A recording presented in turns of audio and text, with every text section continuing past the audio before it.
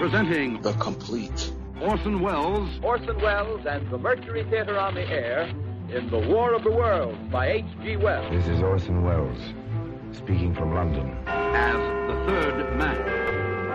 Stand by. We'll be on the air in 15 seconds, Mr. Wells. Yes, I know. Stand by, everybody. Mercury Theater on the air presents Orson Welles as Count Dracula in his own version of Bram Stoker's great novel, Who knows Dracula. what evil lurks in the hearts of men? The shadow knows.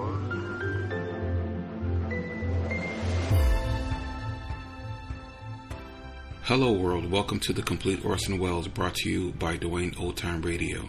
This podcast will feature various classic radio programs ranging mostly from 1936 to 1952 that Orson either produced and directed, was featured on, or starred as a guest. If you would like to donate a few dollars to help me cover the cost of creating these weekly posts, you can donate to my channel. On the bottom of each post, there is a donation link in your preferred podcast player. Anything you donate is extremely helpful and appreciated.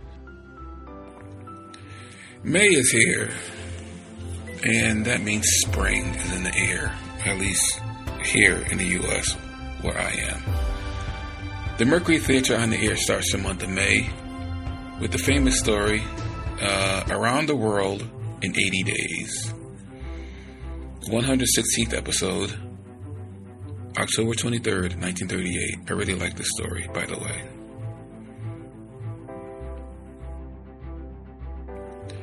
May is here, and that means spring is in the air, at least here in the U.S. where I am. The Mercury Theater on the air starts the month of May with the famous story, Around the World in 80 Days. 116th episode, October 23rd, 1938. I really like this story, by the way. The Columbia Broadcasting System presents the Mercury Theater on the air.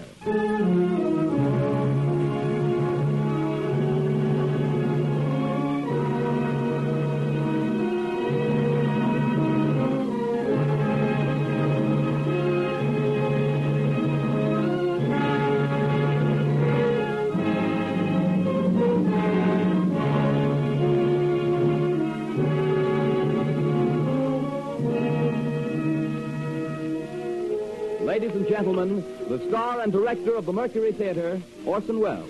Good evening. On Thursday, July 14th, at 2:29 in the afternoon, aviator Howard Hughes set his big twin-motored monoplane World's Fair 1939 down at Floyd Bennett Field for a new record in round-the-world flying. From takeoff to landing, the trip of almost 15,000 miles took just 3 days, 19 hours and 17 minutes. That was about 3 months ago. But back in the 1870s, so Jules Verne tells us, a group of English gentlemen made a wager on what they were confident was a sure thing. Their clubmate, Phileas Fogg, had the fantastic notion that a man traveling from west to east could get around the world in 80 days. His attempts, as I think you'll agree, remain at the least more incredible than Mr. Hughes' achievement. And that's the story of adventure and breakneck speed that Orson Welles and the Mercury Theater on the air bring to life for us tonight. Jules Verne's Around the World in 80 Days, with Orson Welles as Phileas Fogg.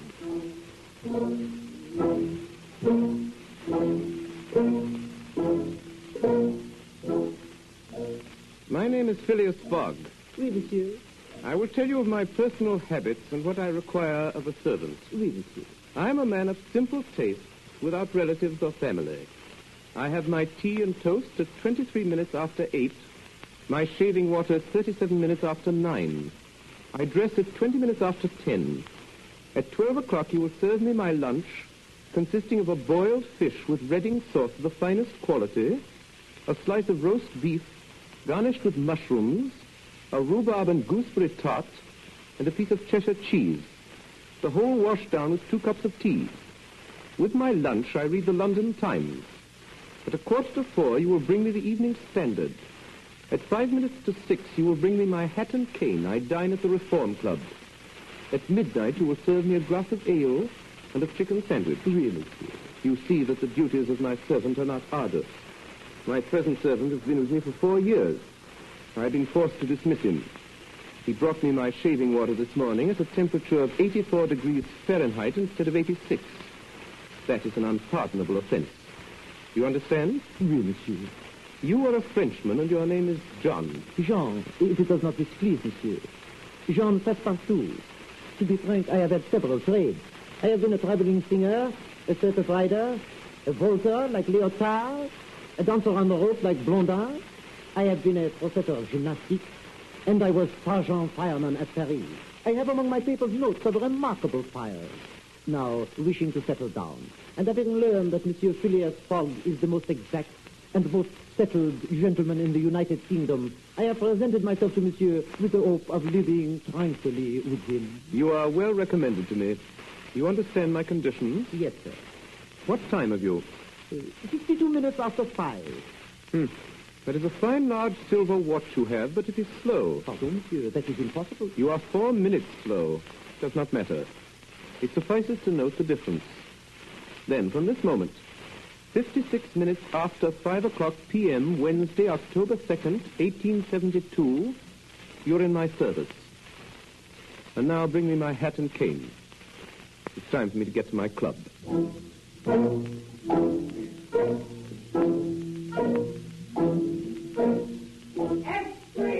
Extreme robbery! Read all about the robbery in Bank of England. 54,000 pounds stolen by daylight.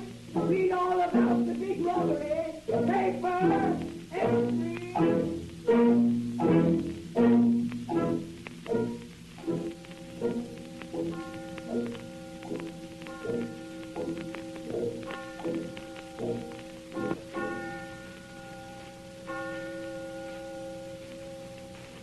Your deal, Mr. Fogg. The heart. Mileage, I believe. And my trick. 55,000 pounds. That's a lot of money. One of the directors of the Bank of England. What about it, Steward? Well, the bank will write that off as a total loss, I suppose. I believe, on the contrary, that we shall quite soon put our hands on the thief. Detectives, the most skillful in the world, have been sent to America and the continent, to all the principal ports. They're very difficult for the man to escape. Queen of Spades.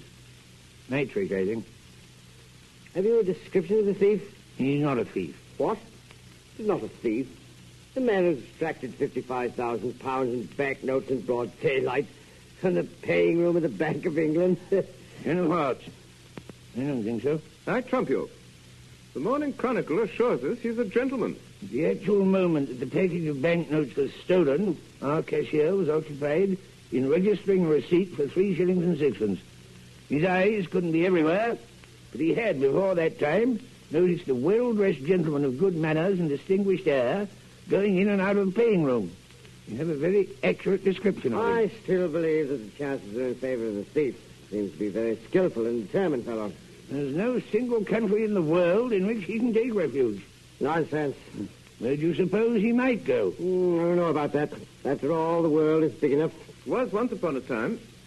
Your turn to cut, sir. How once upon a time? Has the world grown smaller by any chance? Without doubt. I agree with Mr. Fogg. The world has grown smaller, since we can go round it today in 10 times quicker than we could 100 years ago. Now, in this robbery case, it's what will make the search more rapid. Will make the escape of the thief easier, too. Your lead, Mr. Stewart. Diamonds are trump. Just because it's possible now to go around the world in 3 months. In 80 days, sir. Since the great Indian Peninsula Railway has opened its new section between Asagar and Allahabad, one can go around the world in 80 days. I have here a calculation made by the Morning Chronicle. London to Suez by rail and steamer, 7 days. Suez to Bombay, steamer, 13 days. Bombay to Calcutta, rail, 3 days. Calcutta to Hong Kong, steamer, 13 days. Hong Kong to Yokohama, steamer, 6 days. Yokohama to San Francisco, steamer, 22 days. San Francisco to New York, rail, 7 days. New York to London, steamer and rail, 9 days. Total, 80 days. Yes, but that makes 80 days. Not include bad weather, contrary winds, shipwrecks, railroad accidents, etc. It includes everything. Even if the Hindus or the Indians tear up the rails, if they Stop the trains, plunder the cars, and scalp the passengers. It includes everything. 2 trumps. Theoretically, all right, Mr. Fogg, but practically... Practically also, Mr. Stewart. I'd like very much to see you do it. Depends only on you. Let us start together. Heaven forbid, Mr. Fogg. I willingly wager £4,000 that such a journey made under these conditions is impossible. On the contrary, it is quite possible. Well, do it then.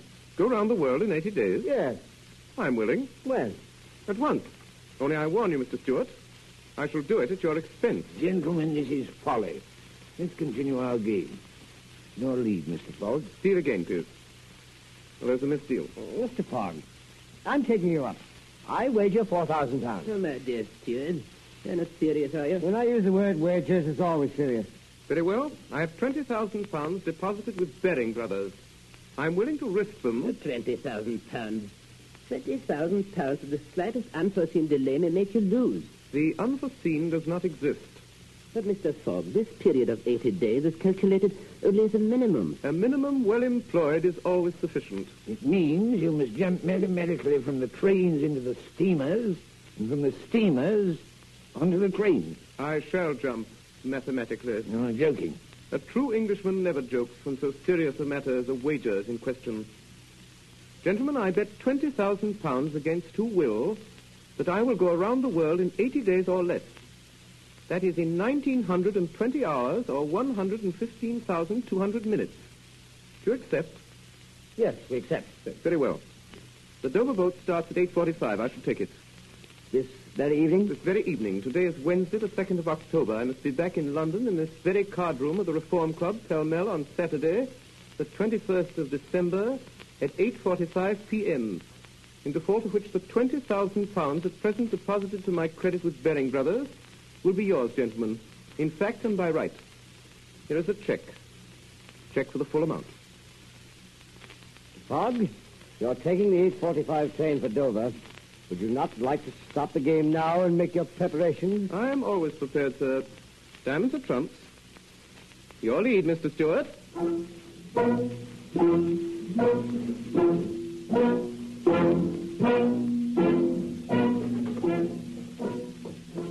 Passepartout. Passepartout. Oui, monsieur. Passepartout, it is the second time that I have called you. But it is not midnight, monsieur. I do not expect I know it, and I do not find fault with you. Prepare yourself. We leave in 10 minutes. No trunks are necessary, only a carpet bag. In it 2 woolen shirts and 3 pairs of stockings. The same for you. We will purchase on the way. You may bring down my mackintosh and traveling cloak, also stout shoes, although we will walk but little or not at all. Also take this bag and take good care of it. There are £20,000 in it. But... Yes? Monsieur is thinking of leaving home? Yes, Passepartout. We are going around the world.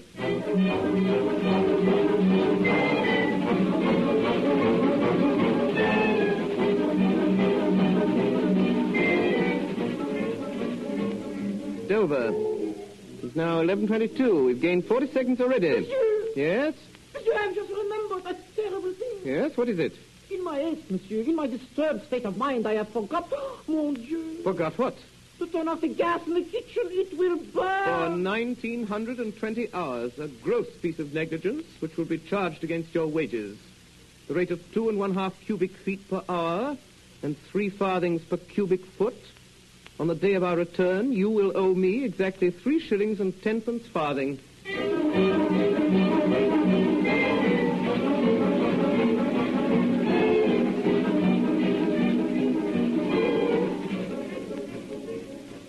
From the saloon of the Reform Club, our bet didn't take long to find its way into the press. It was widely discussed and criticized. Some took sides with Phileas Fogg. The majority declared him a visionary. The Times, the Standard, the Evening Star, the Morning Chronicle, and 8 other papers of large circulation declared against Mr. Fogg. The Daily Telegraph alone came out in his favor. Enormous bets were placed for and against him at Lloyd's and among private individuals. Bond was issued, which was immediately listed on the London Stock Exchange. For a few days, the market in Phileas Fogg was firm above par. Enormous transactions were made. 5 days after his departure, a long article appeared in the bulletin of the Royal Geographic Society. It treated the question from all points of view and demonstrated clearly the folly of the enterprise. The article made a great sensation. Phileas Fogg declined. Buyers were scarce. The odds against him rose from 5 and 10 to 1 to 20 to 1, 50, finally 100 to 1. At 9 o'clock on the 9th of October, a telegraphic dispatch arrived in London. Suez to London. Cowan, Commissioner of Police, Central Office, Scotland Yard. I have the bank robber, Phileas Fogg. Send without delay warrant of arrest to Bombay, British India. Detailed report follows by mail. And following him. Signed Fix, Detective.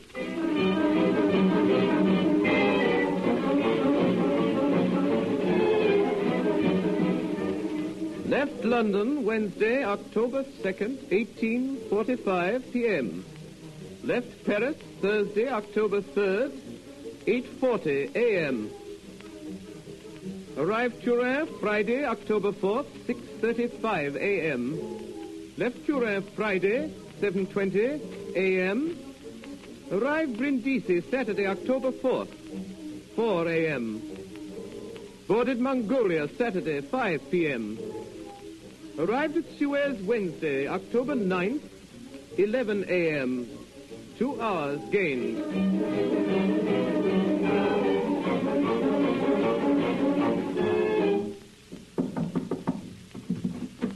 Majesty's Counsel. Are you His Majesty's Counsel? I am. My name is Fix, Detective of Scotland Yard, covering the port of Suez. Well, Mr. Fix? Mr. Counsel, I have strong reason for believing that the man who robbed the Bank of England of £55,000 has taken passage on board the Mongolia. Indeed, Mr. Fix. A Frenchman came up to the other pier with a passport, which his master decided to have visaed. The description on this passport is identical with that which we received from the Commissioner of the Metropolitan Police. I told him that his master must present himself in person at your office to establish his identity. I shall be interested to see. That was a heavy robbery. A magnificent robbery. £55,000. And 1/5 of the money recovered for the man who apprehends him. Mr. Fix, I earnestly hope you are right. But from a mere cable description, do you not fear you may be mistaken? That this may be an honest man after all? Mr. Counsel, great robbers always resemble honest people. Honest faces are the very ones that must be unmasked. It is a difficult task. To solve such mysteries is not a trade so much as an art. We detectives feel these people rather than know them. If the man is what you suppose, I doubt if he will present himself at my office. A robber does not like to leave behind him the tracks of his passage. Mr. Counsel, if he is a shrewd man as I think, he will come. To have his passport visaed? Yes. Passports serve only to incommode honest people and to aid the flight of rogues. I promise you that his passport will be in perfect order. But I hope you will not visa it. And why not? If his passport is regular, I have no right to refuse my visa. But, Mr. Counsel, I must detain this man until I have received from London a warrant for his arrest. You have no proof, Mr. Fix. Mr. Counsel, you know who I am. You know I represent Scotland Yard. Do you think I would detain an innocent man? I am asking you to help me capture a man who has stolen £55,000. That, Mr. Fix, is your business, but I cannot, as Her Majesty's Counsel, legally... Come in. You're the consul, sir? I am. Here's my passport. May I ask you to visa it? You are Phileas Fogg, Esquire? Yes, sir. This man is your servant? Yes, a Frenchman named Passepartout. You come from London? Yes. And you are going? To Bombay. Well, sir, you know this formality of a visa is useless and that we no longer demand the presentation of a passport. I know it, sir, but I wish to prove by your visa my trip to Suez. Very well, sir. Well, here it is. I thank you, sir. Good day. Now then, will you admit, Mr. Counsel, that this phlegmatic gentleman resembles feature for feature the robber whose description I have received? I agree with you, but you know that all descriptions... I have a clear conscience in the matter. Since you will not help me, I shall take other steps. His servant appears to me less of a riddle than the master. Moreover, he is a Frenchman who cannot keep from talking. I shall not let him out of my sight. I shall follow them to the port. I shall follow them to Bombay. If necessary, I shall follow them round the world.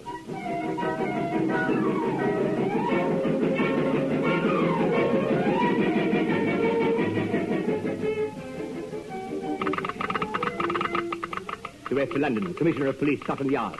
I have bank robber Phileas Fogg. Send without delay, warrant of arrest. Bombay. Fix, detective. From Suez to Bombay, voyage uneventful. Fogg leaves his cabin only to play whist, plays 30 rubbers a day. No chance to speak to him. French servant, more communicative. Have exchanged several drinks with him. Says his master carries an enormous sum of money with him and fresh new banknotes. He has promised £1,000 to the chief engineer if he makes Bombay 2 days ahead of time.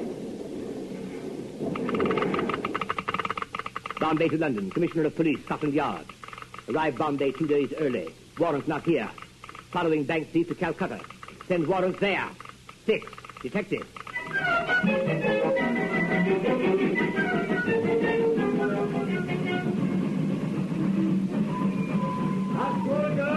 That's gonna go. All trains.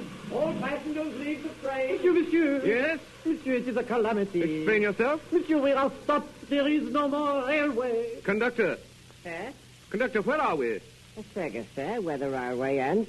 This railroad is not finished. No, sir. The papers announced the opening of the entire line 3 weeks ago. The papers were mistaken, sir. From Asperger to Allahabad, the tracks are not finished. Passengers must be otherwise transported. Monsieur, what a calamity. This delay will ruin us. It was provided for. We have gained 2 days, which we can afford to lose. The steamer leaves Calcutta for Hong Kong at midnight on the 25th. This is only the 23rd. We shall arrive at Allahabad tomorrow and Calcutta on the following day. How far is it from here to Allahabad? 18 miles, sir. How may one get there? There are many ways, sir. Four-wheel Panhardus, e-book cart, palanquin. How long does it take to reach Allahabad by these methods? 2 days, sir. Perhaps 3. Too long. Is there no faster means of transport? No, sir. Think. Well, there's only one thing. Can go from here to Allahabad in less than 2 days, and that is not obtainable. What is it?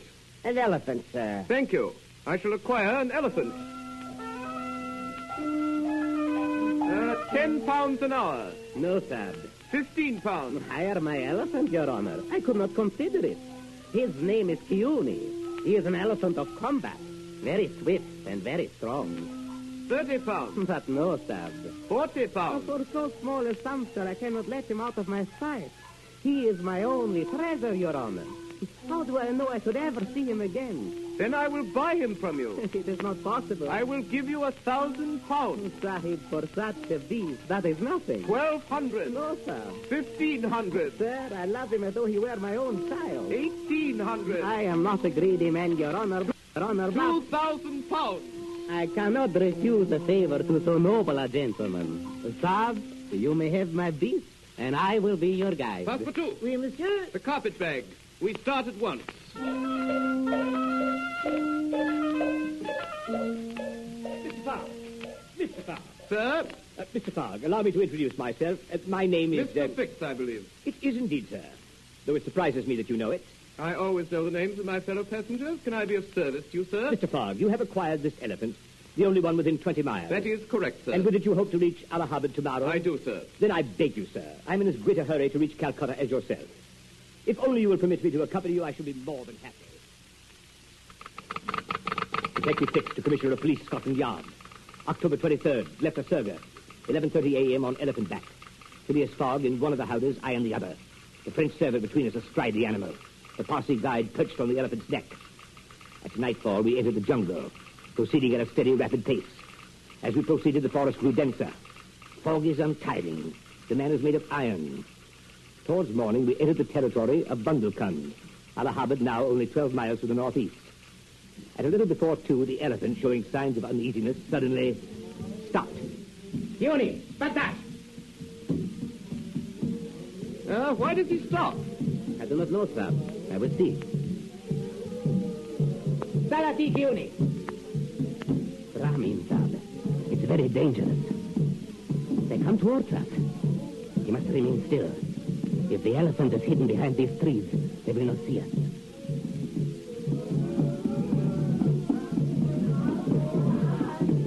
Sati!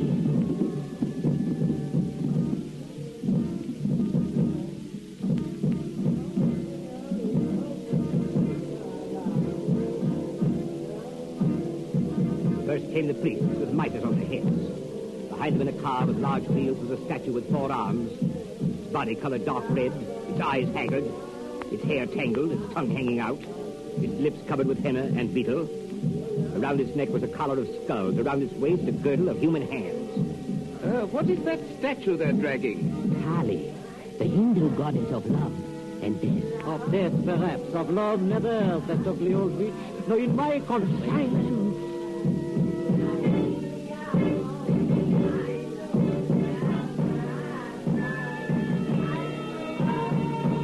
Sacre bleu! Look!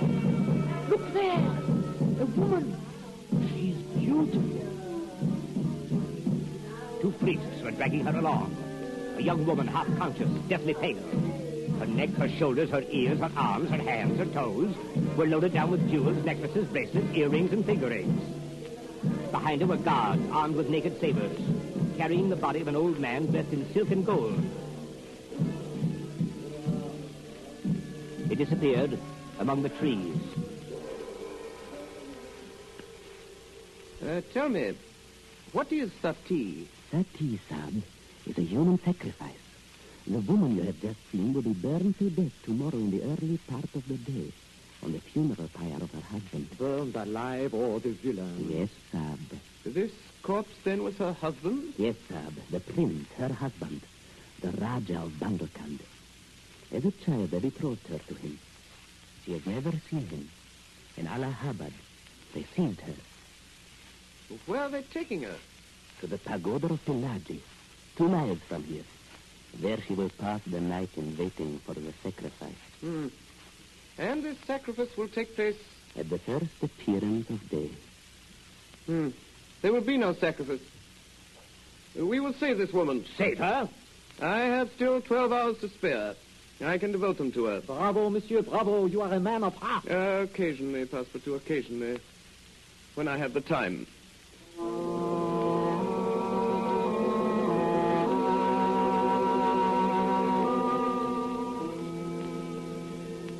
Waited for nightfall. 12:30 reached the pagoda of Pilaji. Found it heavily guarded. We can do nothing before dawn, Sab. We will wait. You know, Sab, that we not only risk our lives, but horrible punishment if we are taken. I know that. We will wait. What good gad, Mr. Paul? Didn't you say you must reach... Mr. Fix, it will do if I reach Allahabad tomorrow before noon. We will wait.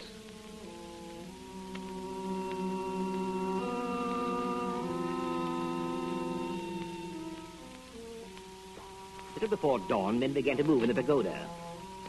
The hour had come in which the unfortunate woman was to die. Beside me stood Phileas Fogg. His face was white and drawn. The French servant had vanished.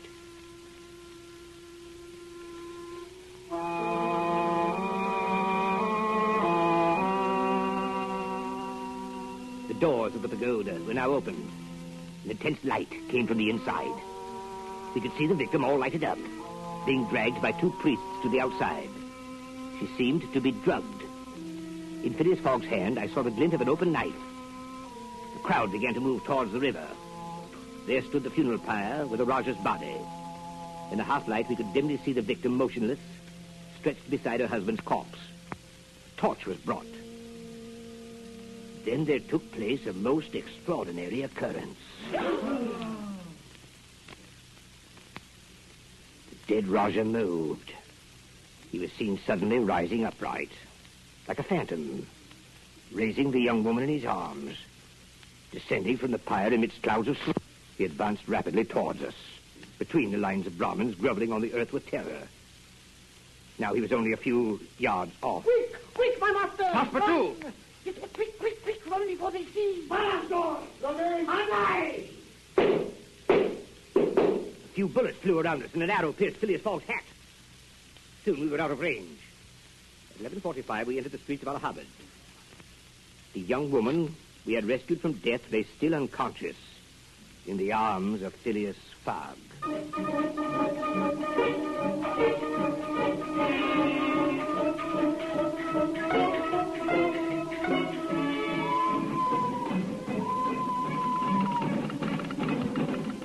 Calcutta to London, Commissioner of Police, Scotland Yard. October 25th, 4 p.m. Had Phileas Fogg and Prince Servant arrested today, charge of abducting Indian princess. Rush warrant for arrest on bank robbery charges. 6 detectives. Calcutta. cutter to London, October 25th, 11:10 p.m. Phileas Fogg and servant freed on payment of £1,000 fine. Sailing Hong Kong tonight with Indian princess. And following them. Rush warrant, Hong Kong. 6. Detective. Hong Kong to London, November 7th. Warrant received too late. Fogg left for San Francisco tonight aboard special charter. Following him. Arrange expedition proceeding San Francisco. 6. Detective. San Francisco to London. Commissioner of Police, Scotland Yard. Phileas Fogg, Prince servant and Indian princess arrived at San Francisco December 3rd.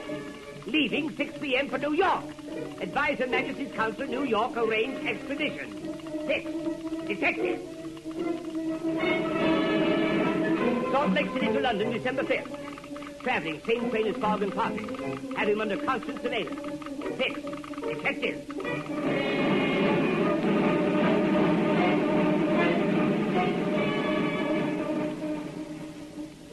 You are listening to a CBS presentation of Orson Welles and the Mercury Theater on the Air in an original adaptation of Jules Verne's Around the World in 80 Days. The performance will continue after a moment's intermission. This is the Columbia Broadcasting System. Jules Verne's Around the World in 80 Days, as adapted for radio by Orson Welles and performed by the Mercury Theater on the Air.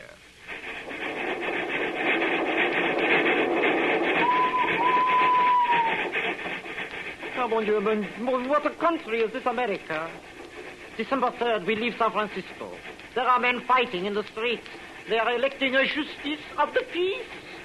December 5th, 12,000 buffaloes stand on the railroad. We cannot proceed for 3 hours. December 6th, that great Salt Lake, 3,000 feet over the sea, mon Dieu. Tonight, we will be in Omaha. We are in the 65th day of our journey. By the calculations of my master, Phileas Fogg, we are not behind and we are not before. Between Hong Kong and Yokohama, we have lost a day. But on the Pacific Ocean, we have caught it up. This man, my master, is mad. Of that there is no doubt. It is not permitted to a man of sound mind to pass his life in jumping from a steamer into a railway car, from a railway car into a steamer. And already from the carpetbag he has taken for ships, for trains, for fines, for bribes, for elephants, more than 7,000 pounds. If he loses bet, surely he is ruined. But he gives no sign. With us, always, goes Monsieur Fix. This one I do not like. Surely he is spying upon my master. Always he is asking me questions. I tell him nothing. With us also goes the beautiful Princess Aouda. In India, she is in danger of death. My master takes her with him to England. I do not understand. With a woman so beautiful, he is always so cold, so formal. Mon Dieu, these English. He has taught her to play whist. All day they sit, all day they play. Madam, your turn to cut. Hearts are trumps, Mr. Fogg. Your lead, Mr. Fix. 7 o'clock. The train has stopped. Passepartout, come with me. We will see what has happened. Excuse me, madam. Engineer, what is this? Why do we stop? Well, this medicine boat, sir. Word just come through. The bridge is shaky. Can't pass. And what do you propose to do? Well, I couldn't say, sir. Guess we're stuck. Bridge shaky, won't bear the weight of the train. We will not, I suppose, remain here and take root in the snow. We've telegraphed Omaha for a train. It'll be 6 hours at least before it gets here. Cannot the river be crossed in a boat? No, can't be done. Creek swollen with the range. You'd never make it. Make it? I fail to understand. I have contracted with the Central Pacific Railroad to convey me from San Francisco to Chicago. I demand that the Central Pacific Railroad fulfill its contract. In addition to that, here is £100. Well. The present rate of exchange, $483.22, if I am in Omaha tonight. Well, there might be a way of passing. On the bridge? On the bridge. With our train? Yeah, with our train. But the bridge threatens to fall, Monsieur Fogg. Nonsense. Well, it's my idea that by rushing the train over at full speed, we have a chance of passing. Now, how much chance? 40%, maybe 50. What are we waiting for? Come, Passepartout. Let us return to our whist game and to the Princess Aouda. I left a very interesting hand. Then comes a terrible moment. The train stops. First, she goes back.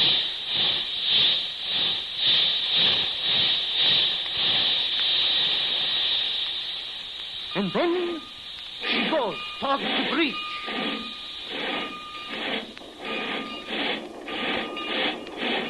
Then she goes faster. Faster and faster.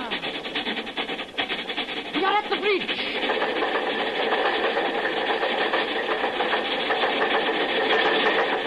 Ah, we have crossed.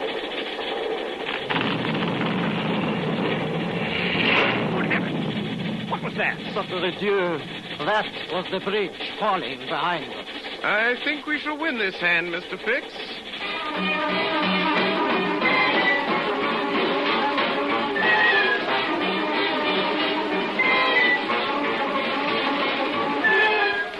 December 8th. Arrived Medicine Bow.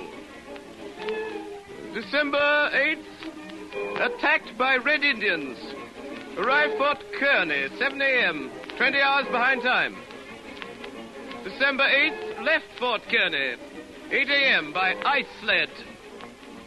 December 9th, arrived Omaha, 3 p.m., 14 hours behind time. December 10th, arrived Chicago, 4 p.m., 8 hours behind time. Left Chicago, 4:30 p.m., by special train. December 11th, arrived New York, 9:35 a.m. Steamship China sailed 9:10. We've missed it.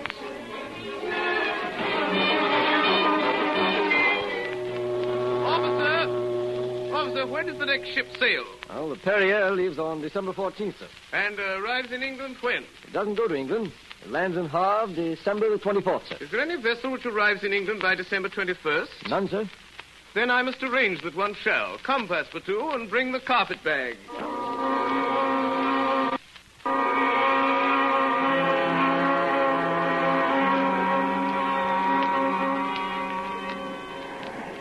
Are you the captain of this ship? I am.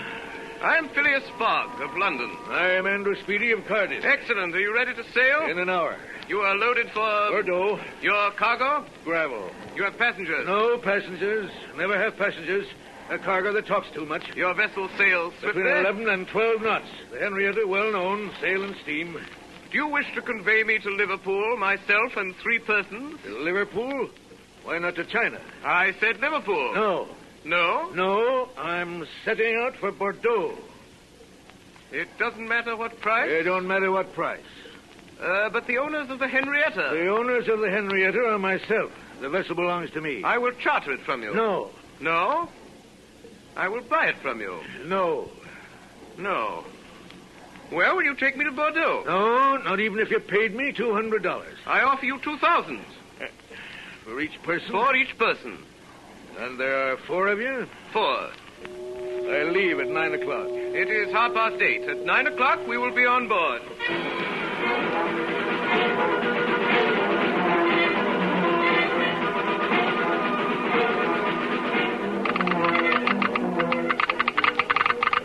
Commissioner of Police, Scotland Yard, New York to London. Sailing tonight with bank robber Phileas Fogg on board steamship Henrietta, bound Bordeaux. This time, positively, he will not escape me. Fix, detective. December 11th, off Sandy Hook at midnight, past Fire Island Light and headed east at 3/4 speed, making 9 knots. December 13th.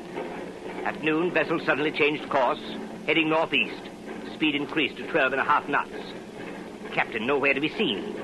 Phileas Fogg at the helm. No whist has been played since we started. Indian Princess remains below. December 14th. Find captain missing. Detect curious attitude in crew. Last night heard strange noises in forecastle. In the afternoon, barometer fell. Still no sign of captain. December 15th. Discover captain has been locked in his cabin for 2 days. Crew heavily bribed. Vessel no longer headed Bordeaux, but unknown destination. Running into heavy weather. Late this evening, overheard conversation on deck between Fogg and chief engineer. Everything now clear. You are certain of what you say, engineer? I'm certain, sir. Don't forget that since our departure, all our furnaces have been going. And although we had enough coal to go under a small head of steam from New York to Bordeaux, we've not enough for a full head of steam from New York to Liverpool. I will take this matter under consideration. Passepartout. Oui, monsieur. Go below and bring up the captain. Monsieur, I fear I shall find a madman. Do as I say. Oui, monsieur. Engineer, you will keep up your fires and continue on your course until the complete exhaustion of the fuel. Don't let the fires go down. On the contrary, let the fire continue full. Where is he? Where is he? Good evening, Captain. Oh, you scoundrel. Captain Speedy, you will forgive me for any slight inconvenience I have caused you, but you are an obstinate man, and my business is urgent. Pirate, where are we? 770 miles from London. Sea skimmer, what have you done with my ship? I have sent for you, Captain, to ask you to sell it to me. No, by all the devils, no. Then I shall be obliged to burn her. To burn my ship? Her upper portions, for we are out of fuel. Burn my ship? A ship that's worth $50,000? I offer you $60,000. Almighty heaven. Well, Captain, what do you say? And the iron hull will be left? The iron hull and the engine, sir. Is it a bargain? A bargain. Passepartout. Monsieur. The carpet bag. Captain Speedy here is your money. Count it, please, and don't let all this astonish you. Know that I shall lose £20,000 if I'm not in London on the 21st of December at 9:15 in the evening. This ship is now mine? Certainly, from keel to the tuck of the mast. All the wood she carries. Very well, Captain Speedy. You may resume command of your ship. Dismantle the furniture and fire up the debris.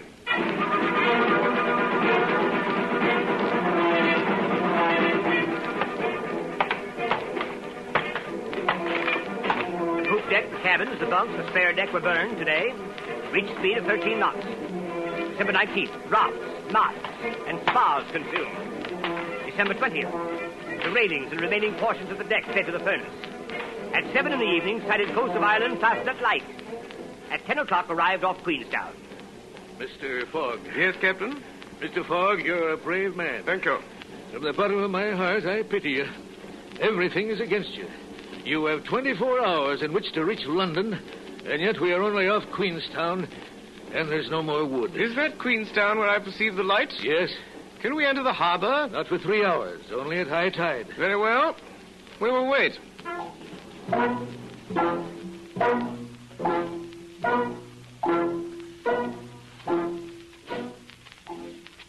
At 1 in the morning, what was left of the Henrietta entered Queenstown Harbor. We landed immediately. At 1:30, we boarded a train, arrived at Dublin at dawn, embarked on the Liverpool packet. At 20 minutes before noon, the 21st of December, Phileas Fogg finally landed on the quay at Liverpool. He was now only 9 hours from London. At this moment, with what I must admit was a heavy heart, I approached him and put my hand on his shoulder. Sir? You are really Phileas Fogg? Yes, sir. Then with this warrant, in the name of the Queen, I arrest you.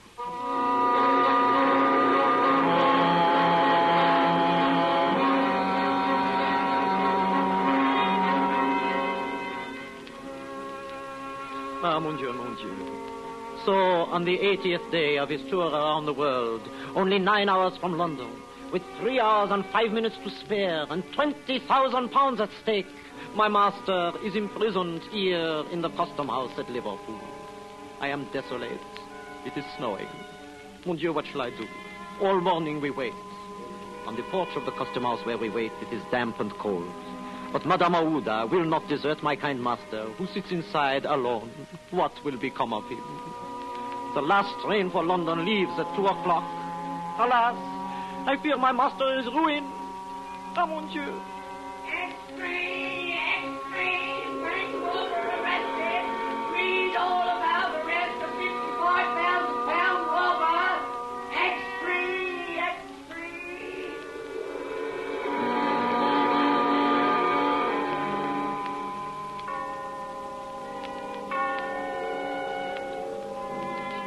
The last train has left. Ah, yes, madame. This is truly the end. Mr. Fogg! Mr. Fogg, madame! Passepartout! What is it, scoundrel? I have made a mistake, a terrible thing. Quickly, quickly, come with me. Hurry, or your master will be ruined. Oh, Fogg. Oh, Mr. Fogg, forgive me. Sir? Oh, pardon me, sir, pardon. I made a terrible mistake, a dreadful error, an unfortunate resemblance, sir. You are not the robber. You are not the robber. The robber was arrested in Edinburgh this morning. You may go, sir. You are free. Then my master does a wonderful thing. He wastes 5 seconds. He goes to the detective. He looks him well in the face. And then, with the only rapid movement he has ever made in his life, he draws both his arms back, and then, with the precision of an automaton, with both his fists, he strikes. Take that, sir.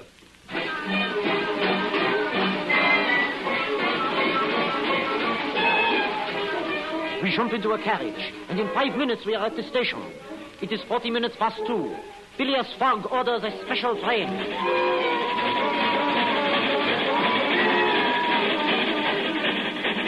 6 hours and 20 minutes later, we are in London. As we enter the station, the clocks are striking.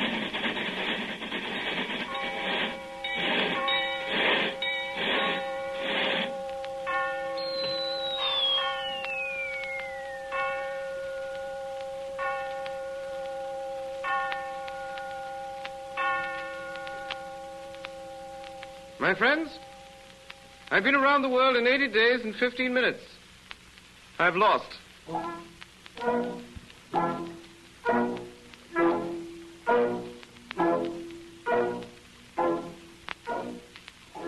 My master is ruined. With my own eyes, in these 80 days, I have watched him spend more than 19,000 pounds of his money. The carpet bag is flat and empty. And tomorrow the gentlemen of the Reform Club will cash their cheque for 20,000 at Baring Brothers. Sadly, this evening, we return to the house in Savile Row. In the kitchen, the gas is still burning. Our neighbors do not know we have returned. The doors and the windows of the house are kept closed. Sadly, I cook the dinner. Sadly, I prepare an apartment for the Princess Aouda. Sadly, I tell her the truth, that for my master, as a man of honor, there is only one course open. Passepartout, we must do something to prevent it. Madame, I can do nothing by myself, nothing at all. I have no influence over my master's mind. But you, perhaps... What influence would I have? Mr. Fogg is subject to none. Has he ever understood that my gratitude for him was overflowing? Has he ever read my heart? My friend, you must not leave him for a single instant. The night passes. Monsieur Fogg has retired, but has he slept? I have watched like a dog at my master's feet all night till morning. I have heard him restlessly pacing the floor. You call, sir? I did. You will prepare the Princess Aouda's breakfast. For myself, I will be satisfied with a cup of tea and a piece of toast. You will beg her to be good enough to excuse me from luncheon and dinner. I have certain affairs to set in order. You will say that I would like to see her in the library at 8 o'clock. Then you will not go to the club today, monsieur?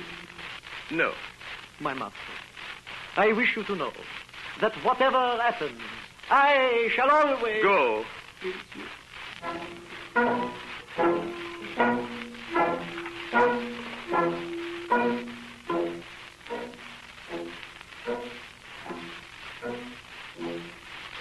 I have desired to speak with you this evening, madame, in order to beg your forgiveness. Mine, sir. Can you ever forgive me, madam, for having brought you to England? I, Mr. Fogg? Be kind enough to allow me to finish. When I thought of taking you so far away from that country which had become so dangerous for you, I was rich, and I counted on placing a portion of my fortune at your disposal. Your life would have been happy and free. But now, madam, as you know, I'm ruined. I can no longer... I know it, Mr. Fogg. And I, in turn, ask you, will you pardon me for having followed you? And who knows, for having perhaps assisted in your ruin by delaying you? Madam, you could not remain in India. And your safety was only assured by removing you so far that those fanatics could not retake you. But, Mr. Fogg, was it not enough that you should rescue me from a horrible death without feeling that you were obliged to assure my position abroad? It would have been my pleasure, madam. But events have turned against me. However, I ask your permission to dispose of the little I have left in your favor. But you, Mr. Fogg, what will become of you? I, madam, shall not need anything. But how, sir, do you look upon the fate that awaits you? As I ought to look at it. Whatever the future holds for you, So kind a man as you could never be in want, I am sure. Your friend... I have no friends, madam. Your relative? I have no relatives. I pity you, Mr. Fogg. Solitude is a sad thing. Is there not one heart into which you can pour your troubles? They say that with two, misery itself is bearable. They say so, madam. Mr. Fogg, you will not think me bold if I ask you whether you might wish at once a relative and a friend.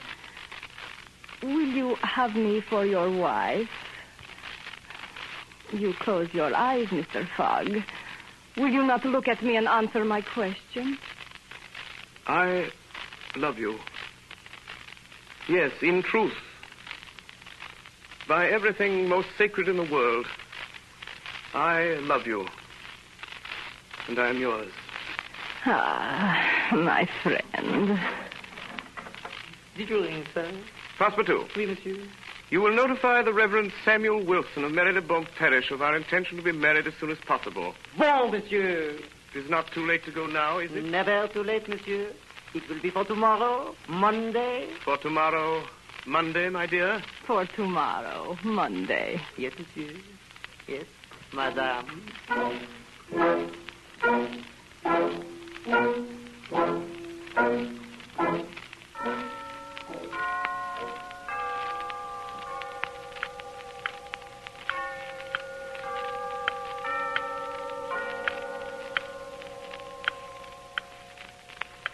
Gentlemen, in 15 minutes, the time agreed upon between Phileas Fogg and ourselves will have expired. At what hour did the last train arrive from Liverpool? 23 minutes after 7, and the next train doesn't arrive till after midnight. Gentlemen, if Phileas Fogg had arrived on the train at 23 minutes after 7, he would already be here.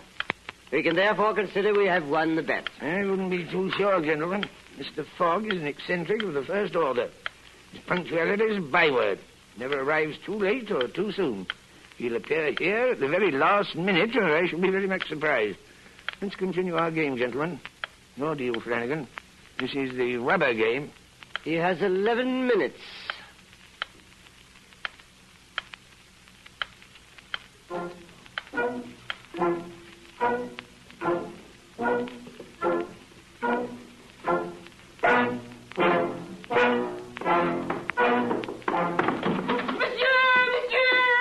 Passepartout? Monsieur, the marriage is impossible. Impossible? What do you mean? What stands in the way? Impossible tomorrow, sir. Explain yourself, Passepartout. It is impossible tomorrow, monsieur. Tomorrow is Sunday. Monday, Passepartout. Today is Saturday, monsieur. Have you lost your mind? Today is Sunday. No, sir. Today is Saturday. Saturday? Impossible. Yes. You have made a mistake of one day. We have arrived 24 hours in advance. Today is Saturday, the 21st.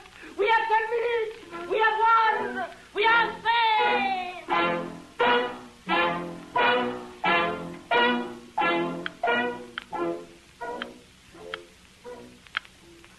10 minutes. 9 of hearts. Knave of hearts. For my part, Mr. Ralph, I would not believe it was he if I saw him. China, the only steamer from New York that could be of any use to him, arrived yesterday. Name was not on the passenger list. Admitting the most favorable chances, Phileas Fogg has scarcely reached America. I calculate 20 days at least is the time he'll be behind. If, that is, he is still alive. The thing was senseless from the very start. However exact he may be, it is beyond human power to prevent the occurrence of inevitable delays, and a delay of only 2 or 3 days would be enough to destroy his chances. Tomorrow morning we can present to Baring Brothers Mr. Fogg's cheque for £20,000. 3 minutes. Your deal, steward. Hearts or trumps? 2 of clubs. 10 of clubs. I trump you. 3 of hearts. Your trick, steward. 1 at 1/2 minutes to go. Gentlemen, it is now 8:43 and a quarter. I propose we resume this game at 8:45 p.m.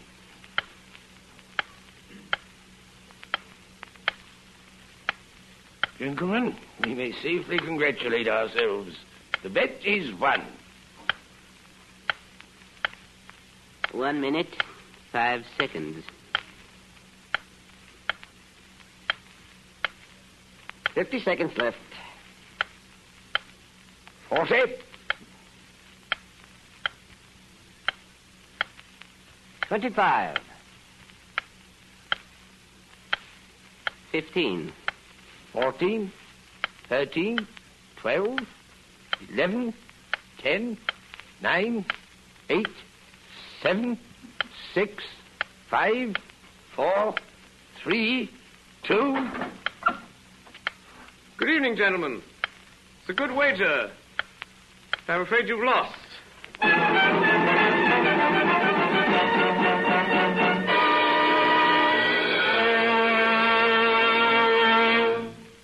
If you don't mind, Mr. Phileas Fogg, that is Mr. Orson Welles, how did a man of your character happen to be on time when all along you thought you were a day late?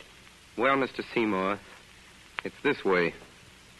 You know, speaking out of character, and as one of the least punctual of mortals, I am always happiest on the 79th day of the Jules Verne adventure.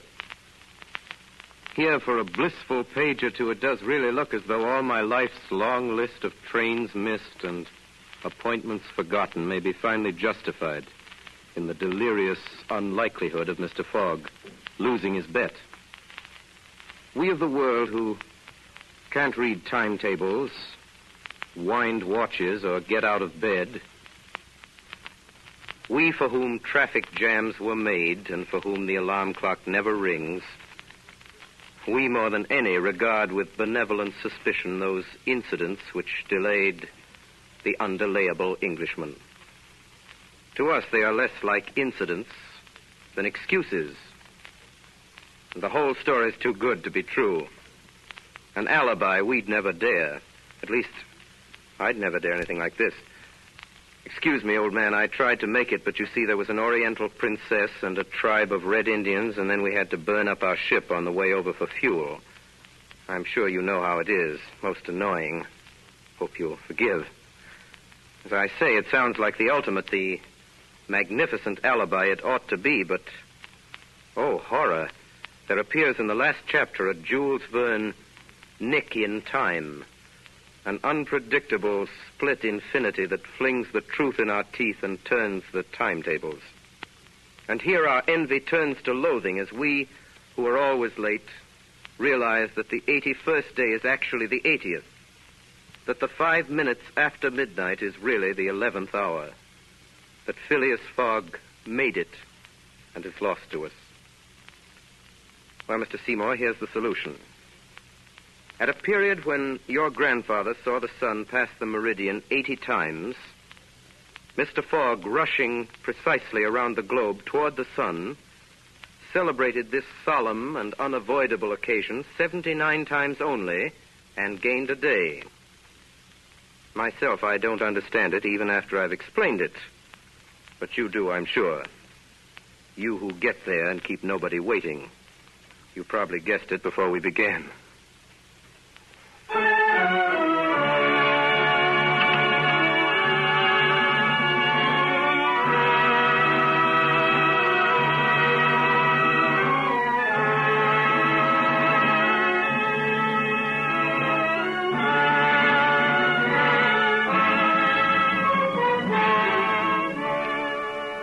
Just heard Orson Welles' original adaptation for radio of Jules Verne's classic Around the World in 80 Days. It was the 16th in the Columbia Broadcasting System's weekly dramatic series featuring Orson Welles and the Mercury Theater on the Air. In the cast tonight were Ray Collins as Mr. Fix, Edgar Barrier as Passepartout, Eustace Wyatt as Ralph, Frank Rettick as Stuart, Arlene Francis as Madame Aouda, Stefan Schnabel as the Parsi, Al Swenson as the Captain, William Allen as the officer, and Orson Welles as Phileas Fogg. The original music was composed and conducted by Bernard Herrmann, and Davidson Taylor supervised the production for CBS. This is Dan Seymour speaking.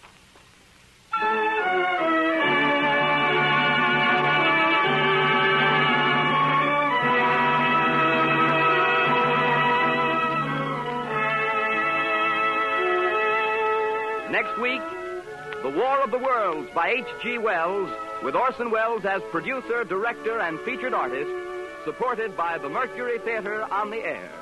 This is the Columbia Broadcasting System.